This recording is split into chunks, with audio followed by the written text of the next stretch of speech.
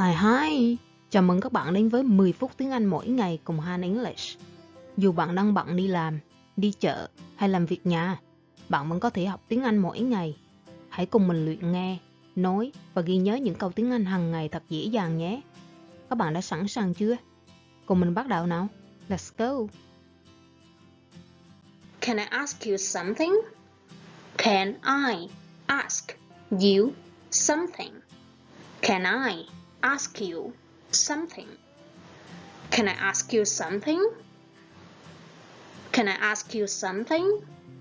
Tôi hỏi bạn chuyện này được không? Of course. Of course. Of course. Of course. Of course. Tất nhiên rồi. How much does this cost?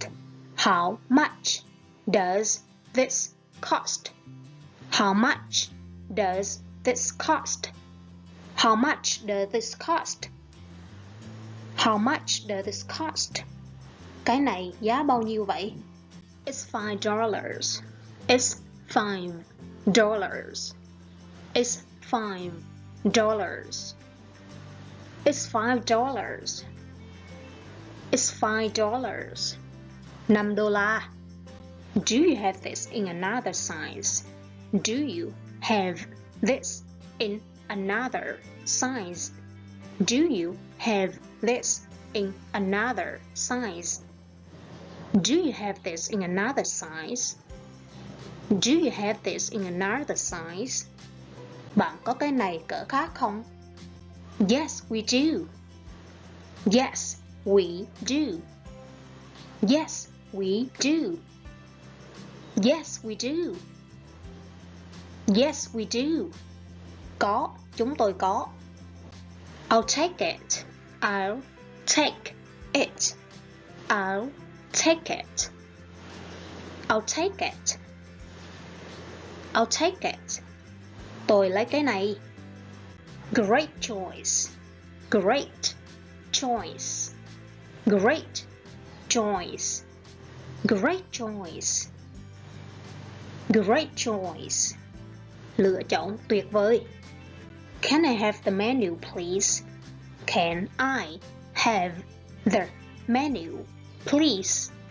Can I have the menu, please? Can I have the menu, please? Can I have the menu, please? Cho tôi xem thực đơn được không? Here you go. Here you go. Here you go.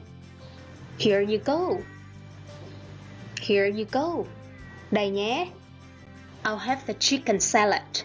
I'll have the chicken salad. I'll have the chicken salad.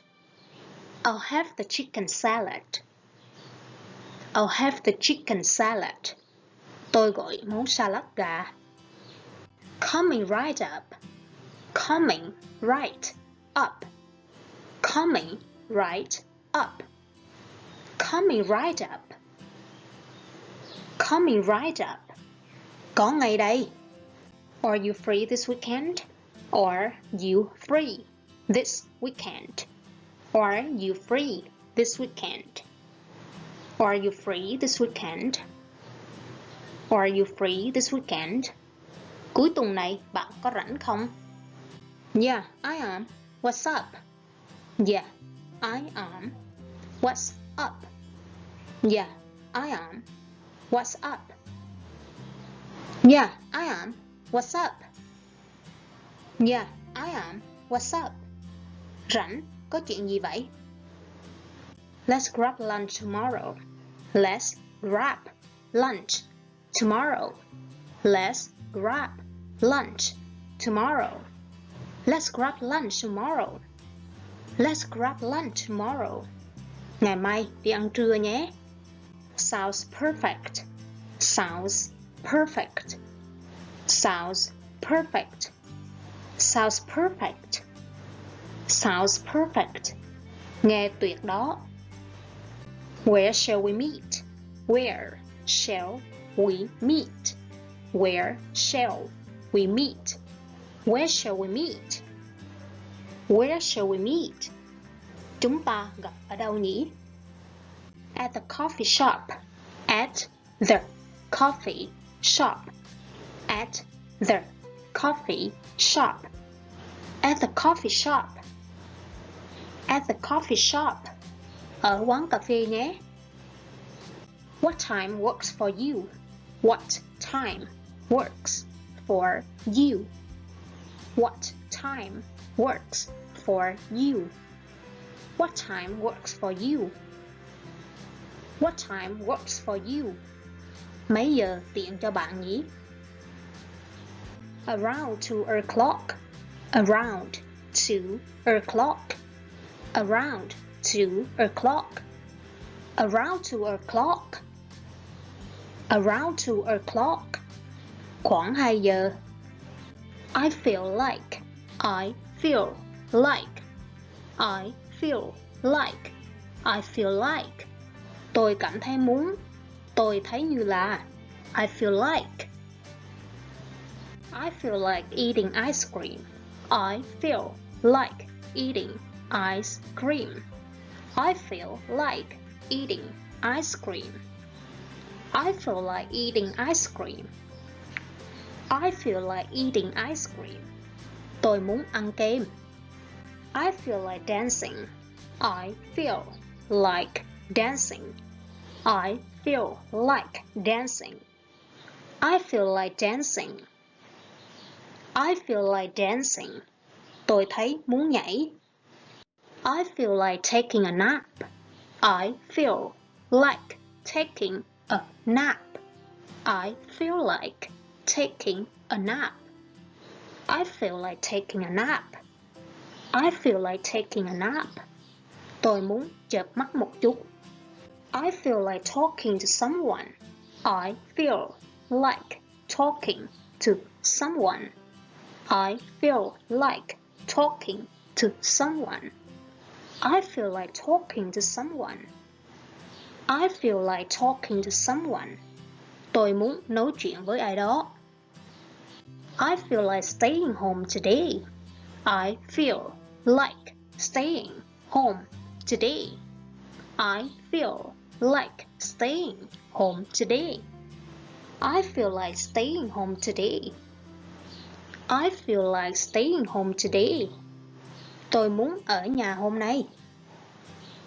I feel like crying. I feel like crying. I feel like crying. I feel like crying. I feel like crying. Tôi cảm thấy muốn khóc. I feel like I can do anything. I feel like I can do anything. I feel like I can do anything. I feel like I can do anything. I feel like I can do anything. Tôi cảm thấy mình có thể làm mọi thứ. It looks like. It looks like. It looks like. It looks like. It looks like. Trông có vẻ như. It looks like rain. It looks like rain. It looks like rain. It looks like rain. It looks like rain. Trông như sắp mưa. It looks like a good idea. It looks like a good idea. It looks like a good idea. It looks like a good idea. It looks like a good idea. Có vẻ là ý hay đó. It looks like we are lost. It looks like we're lost. It looks like we're lost. It looks like we are lost. It looks like we are lost. Có vẻ mình bị lạc rồi. It looks like you're ready. It looks like you're ready. It looks like you're ready. It looks like you're ready. It looks like you're ready. It looks like you're ready. Có vẻ bạn sẵn sàng rồi. It looks like a dream. It looks like a dream. It looks like a dream. It looks like a dream. It looks like a dream. Trông như một giấc mơ. It looks like you're busy. It looks like you're busy. It looks like you're busy. It looks like you're busy. It looks like you're busy. Trông bạn bận rộn quá. Great job! Tuyệt vời lắm!